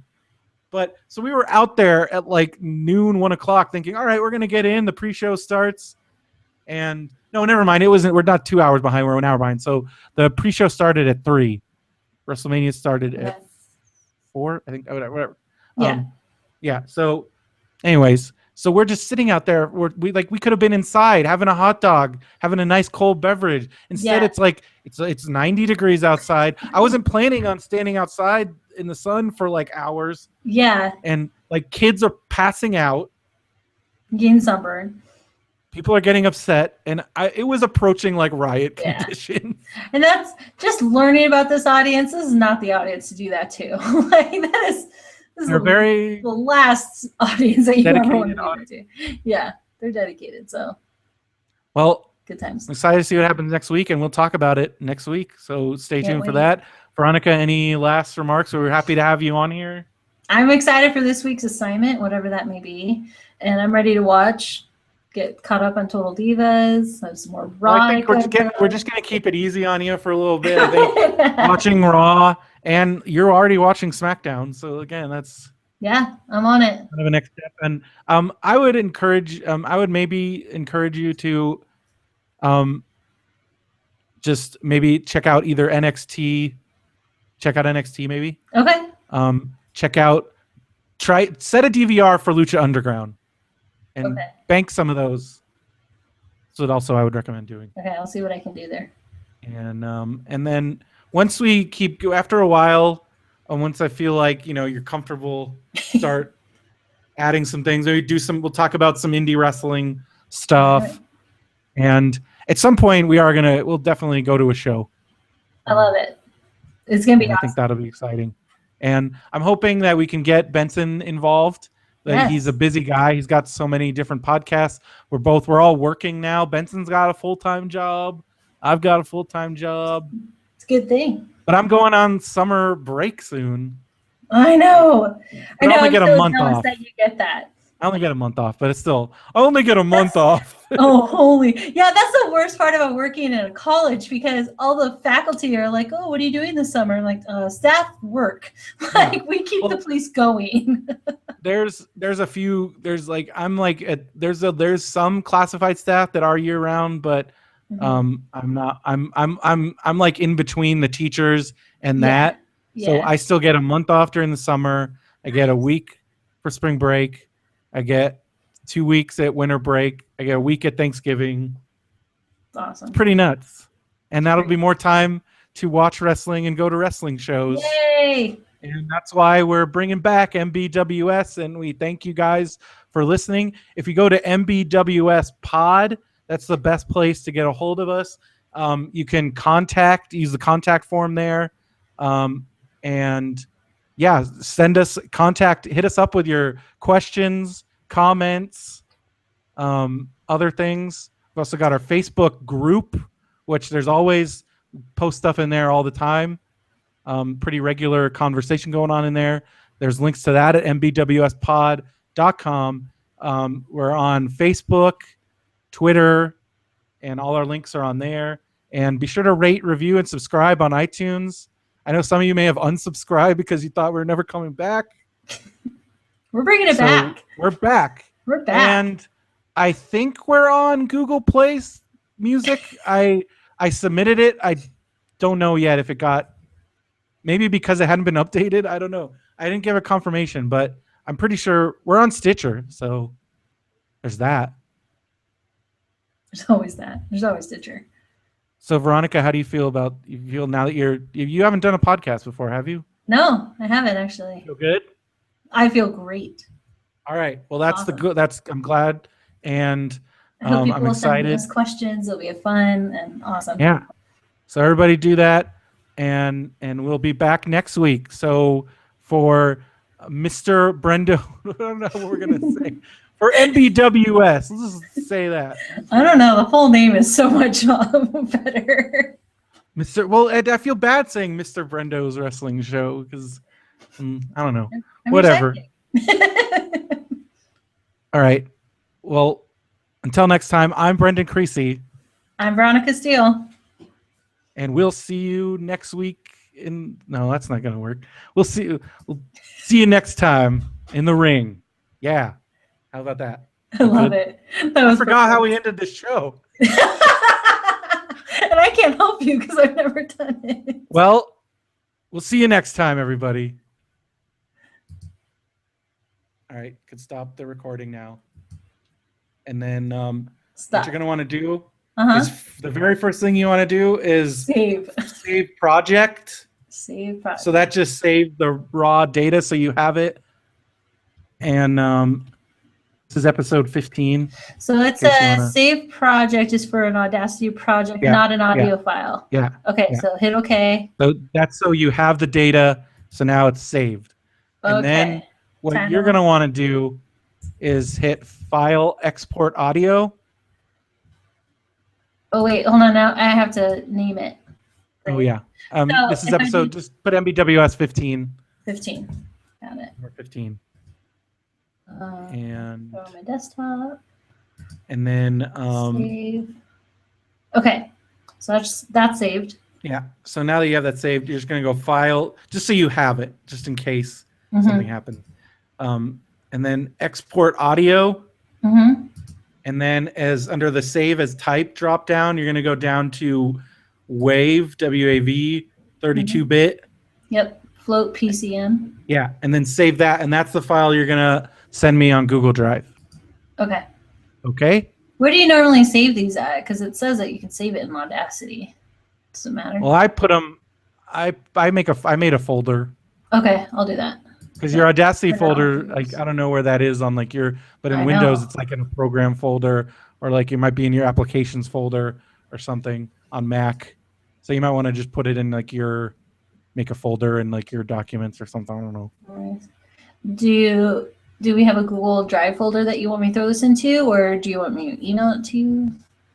You can just on Google Drive just share the file with me, like in just an individual file. Sure.